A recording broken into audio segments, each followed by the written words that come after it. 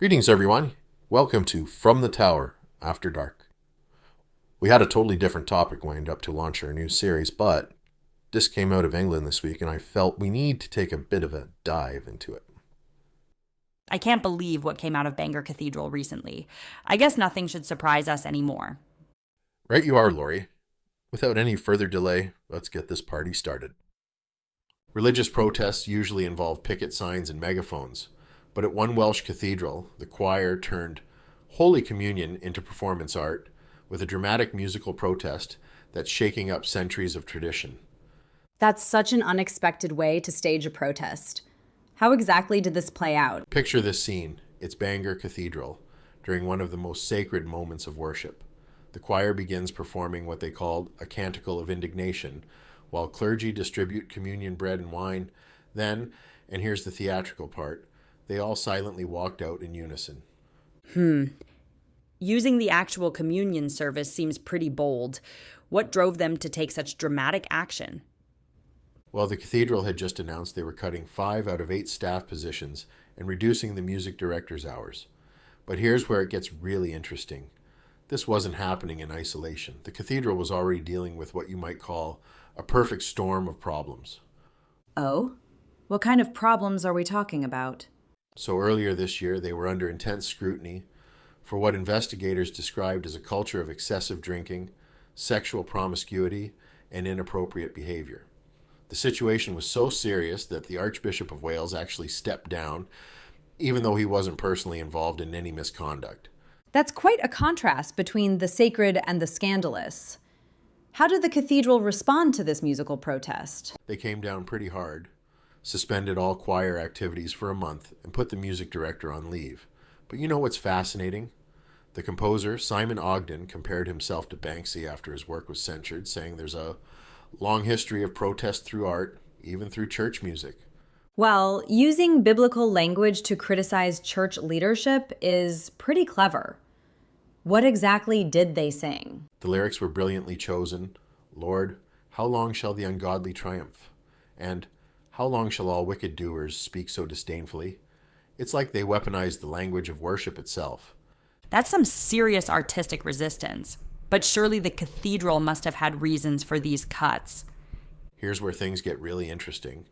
They're projecting a £300,000 operational deficit by 2025, with bankruptcy looming by 2026 if nothing changes. But, and this is crucial, their previous spending raises some serious eyebrows. What do you mean by that? Well, they spent over £400,000 on new furnishings without proper consultation, plus £20,000 on trips to Rome and Dublin for senior staff, all while claiming they needed to cut jobs to save money. They had such poor financial controls that they had to submit 6 serious incident reports to the Charity Commission. So they're cutting staff positions while spending that much on furniture and international trips? I can see why the choir felt indignant. Exactly. And what's particularly fascinating is how the situation reflects larger issues we're seeing in traditional institutions today. They're trying to maintain centuries-old traditions while grappling with very modern problems: financial management, workplace culture, transparency. You know what strikes me about this? The way it shows how even sacred spaces aren't immune to workplace dynamics and power struggles. That's such a good point. And it raises interesting questions about how institutions adapt to change. The cathedral's response to the protest was telling. They acknowledged the strong feelings and anxiety, but emphasized everyone needed to pull together for the sake of the gospel.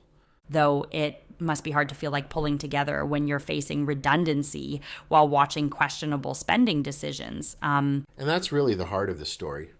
The tension between institutional survival and individual impact. The cathedral needs to address its financial issues, but at what human cost? And how do you maintain trust when there's such a clear disconnect between words and actions? Looking ahead, what do you think this means for other traditional institutions facing similar challenges? I think this case offers some crucial lessons. First, financial transparency is absolutely essential. You can't ask people to accept cuts while there's evidence of questionable spending. Second, workplace culture issues can't be separated from an institution's spiritual or traditional mission.